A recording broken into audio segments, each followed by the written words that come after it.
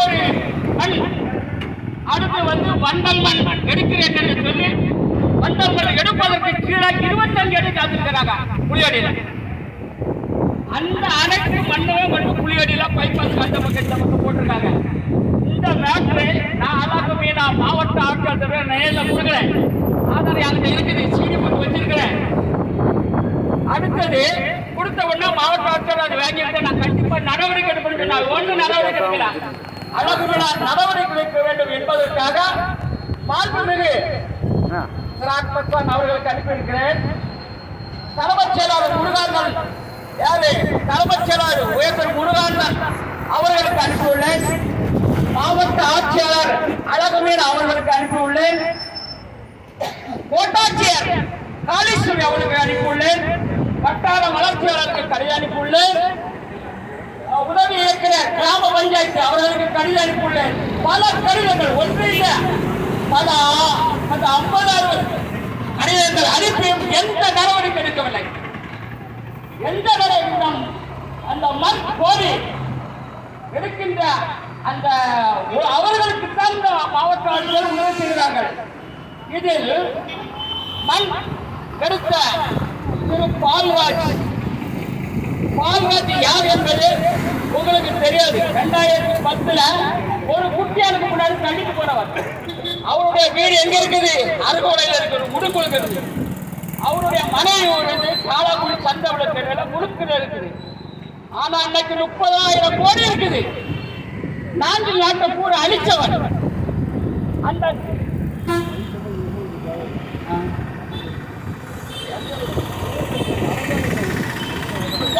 வண்டல் மண்ணுக்கு இவங்க உடம்ப அந்த மண்ணை பூரா எடுத்திருக்காங்க. இதை கொண்டு திரும்ப என்ன போடுறது இதுவரை போறல. அடுத்தபடியாக வண்டல் மண் எடுத்து விவசாயத்தை அழிக்கின்றார்களே, அவர்கள் மீது நீ என்ன நடவடிக்கை எடுத்தாய்? ஒரு நடவடிக்கை எடுக்கலையே சொல்லுங்க. இப்பவும் அழிப்பிட்டு இருக்கிறாங்க. இப்பவும் வண்டல் மண் இந்த போர்வை எடுத்துக்கிட்டு சுத்தமர மண்ணை கொண்டு போட்டிருக்காங்க.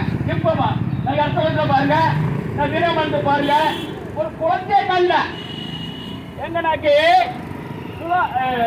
இது நாட்டாமர மலையில் ஒரு குளம் கிடந்தது. குளத்தை காணல, அங்க பாருங்க. அவ்வளவும் சுத்தமர மண்ணை போட்டிருக்காங்க. அடுத்தபடியாக கிணத்து குளம் பேசாம இடத்தெல்லாம் போய் பாருங்க. விவசாய விளைவாக்கி அழித்துக் கொண்டிருக்கிறார்கள். இதுக்கு பல முறை நாங்கள் என்ன பண்ற மனு கொடுத்திருக்கிறேன்.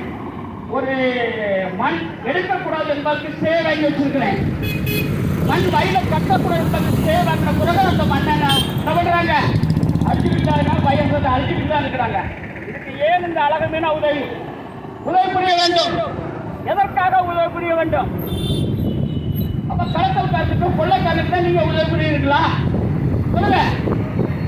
நாட்டு மக்கள் நல்லபடியாக சாப்பிட்டு விவசாயத்தை செய்ய வேண்டும் என்ற எண்ணத்தோடு இந்த கூட்டம் நடைபெறுகிறது.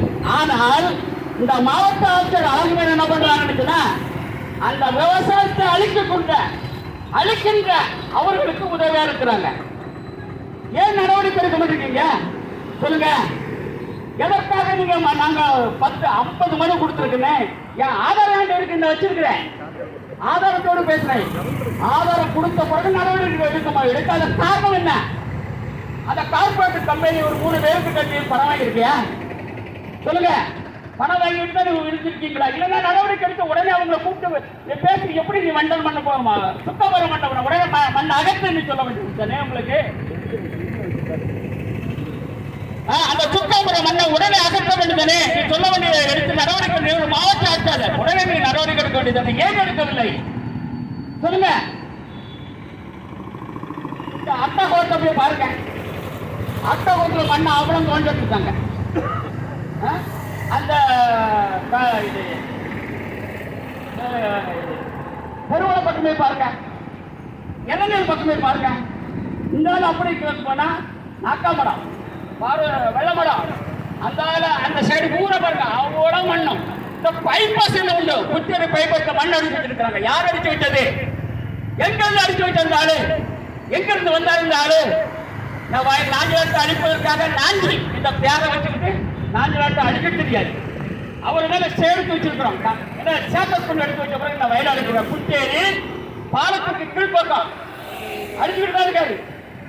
சொல்லுங்க, ஏன் நடவடிக்கை எடுக்கவில்லை? பாவட வித்த முறை கோடி கணக்கா பணம் வச்சிருக்கான். 30,000 கோடி இருக்க வேண்டாம். சைக்கிள் பாவட வித்த முறை 30,000 கோடி வச்சிருக்கிறான். வெள்ளாட்சி உடையில பெட்டி கடை வச்சிருக்க 20,000 கோடி வச்சிருக்கிறான். ஒரு வண்டிக்கு பின்னாடி தள்ளிட்டு போனவன் 50,000 கோடி வச்சிருக்கிறான். இதெல்லாம் எங்கிருந்து வந்தது? உளவுத்துறை ஏன் நடவடிக்கை எடுக்கவில்லை? ஏன் இந்த மாவட்ட ஆட்சியர் நடவடிக்கை எடுக்கவில்லை? இதற்கு என்ன காரணம்? அவர்களை கூப்பிட்டு ஏன் விசாரிக்கவில்லை? நான் கொடுத்த மனுவில் என்ன நடவடிக்கை இல்லை? பெருமாள் நகர் ஒரே கையெழுத்து, ஒரே நடவடிக்கை, ஒரே கையெழுத்து 5 ஏக்கர் என்ன பண்றான்? விவசாயத்தை அழிச்சிருக்கான். அவனுக்கு 30 லட்சம் ரூபாய் வாங்கி கணேஷ் நகர் ஒரு வீடு இருக்குது. இந்த இடத்த கோத்துல சட்டில 25 ரூபாய்க்கு மாவு வாங்கி தின்னவன் கணேஷ் நகர் ஒரு வீடு போட்டிருக்கான். 30 லட்சம் ரூபாய் ஒரே நாள் 5 ஏக்கர் என்ன பண்ணிட்டான்? அப்ரூவல் கொடுக்க என்ன அதிகாரம் இருக்குது? ஒரு விவசாயிகளுக்கு அப்ரூவல் கொடுக்க வேண்டும் என்றால் மாவட்ட ஆட்சியர் அனுமதி வர வேண்டும். விவசாயத்துறையிலிருந்து அக்ரிகல்ச்சர் டிபார்ட்மெண்ட் அனுமதி வர வேண்டும். அதற்கு அப்புறம் தான் என்ன பண்ணணும்? டிடிபி அப்ரூவல் எடுக்கப்படும். இது எதுவுமே எடுக்கலையே. நான் புத்தேரி பெருமாள் நகரத்தை பாருங்க, அவங்க வலிச்சுட்டான். அடுத்தது இவருக்கு வறுமை கொண்டிருந்தவர், குடிக்க வசதி இல்லாதவர், ஒரு பழைய வண்டிக்கு பின்னாடி தள்ளிட்டு போனவர் இந்த எவ்வளவு கோடி வச்சிருக்கிறாரு? 2 ஏக்கர் யோகேஸ்வரர் கோயில நீங்க வாங்கியிருக்க 2 ஏக்கர் புரோட்டெல்லாம் வாங்கியிருக்க. 1 ஏக்கர் ஜோசப் நிலம் வாங்கி நிலம் புத்தேரிப்பாடு ஜோசப் நிலம் வாங்கி மொத்த 5 ஏக்கர் ஒரே நடவடிக்கை என்ன பண்ணிட்ட? அப்படியே அழிச்சுட்டேப்பா. நாங்க அந்த வயல விவசாயம் செய்யக்கூடாது தானே. உனக்கு இந்த பணம் 30 லட்சம் எங்கிருந்து வந்தது? யார் கொடுத்தது? இந்தவர் துணை யாரு?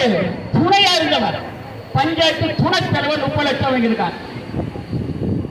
கணேஷ் நகர் 10 வீடு நடு போட்டு கட்டிருக்கே. பட்டா கிடையாது, பத்திரம் கிடையாது. ஈபில் இருந்து கல்வி கொடுத்துருக்கான். எப்படி கொடுத்தாய்? எப்படி கொடுத்தீங்க? ஒரு பாவங்கள் ஒரு வீடு கட்டிட்டாங்க. உடனே யார் வருவா? ஹைவே டிபார்ட்மெண்ட் உளவுத்துறை அந்த துறை இந்த துறையில வந்து அவனை அடிச்சு விரட்டிடுவான். இங்க வீடே கட்டக்கூடாதுன்னு சொல்லி. இதுக்கு ஒரு ஹைவே டிபார்ட்மெண்ட் இருக்குது. ஒரு பழையாறு கன்ஸ்ட்ரக்ஷன் ஒன்று வச்சிருக்கான். அவன் வருவாங்க, இவங்கெல்லாம் வராங்க. ஒரு பாவங்கள் ஒரு வீடை கட்டி குடியிருக்க முடியவில்லை. ஆனால் நடு கோத்துல 10 வீடு கட்டிருக்காரு. என்ன நடவடிக்கை எடுத்தீங்க? நான் அவர் மேல் சீமை வழக்கு நான் போட்டிருக்கேன். நான் நடந்து கொண்டிருக்கிறது. புத்தேரி கிராம பஞ்சாயத்து தலைவர் 1800 ரூபாய் 1600 குடிநீருக்கு 27 லட்சம் ஆட்டை போட்டுட்டேனே. அங்க இருக்க டேங்க் அக்கௌண்ட் மூலம் 3 லட்சம் எடுத்திருக்காங்க. எங்க இருக்குது? ஐரோப்பிய பேங்க்ல இருந்து எடுத்திருக்கிறார். அவர் மேலும் சிபிஐ வழக்கு நான் போட்டிருக்கேன். அரசு பணத்தை கொள்ளடிச்சுட்டு இந்த மாதிரி செய்றீங்களே, மக்களோட வரி பணத்தை நீ கொள்ளடிக்கிறீங்க, மக்களை வாழ உடம்பு நீங்க என்ன பண்றீங்க? சாகடிக்கிறீங்களே நீங்க. இந்த விவசாயத்தை வச்சு எத்தனை பேர் போச்சிருந்தாங்க. அந்த விவசாயத்தை நம்ம எத்தனை குடும்பங்கள் ஒரு குடும்பத்துக்காண்டு அந்த மாதிரி அழிச்சுக்கிட்டு இருக்கு. கன்னியாகுமரி பஞ்சாயத்து அன்பழகம் வந்து என்ன பண்ண ஒரு டேங்க் கட்டினாரு. டேங்க் கட்டி அதுக்கு பம்பு செட் வச்சாரு. பக்கத்துல விஎஸ் மணி என்ன பண்ற? பம்பு செட்டை அடிச்சு உடைக்கிறாங்க. வீடியோ எடுத்து நான் ஈபிக்கு அனுப்புனேன், கலெக்டருக்கு அனுப்பியிருக்கேன். ஒரு நடவடிக்கை இல்லை. அமுலா ஐஏஎஸ்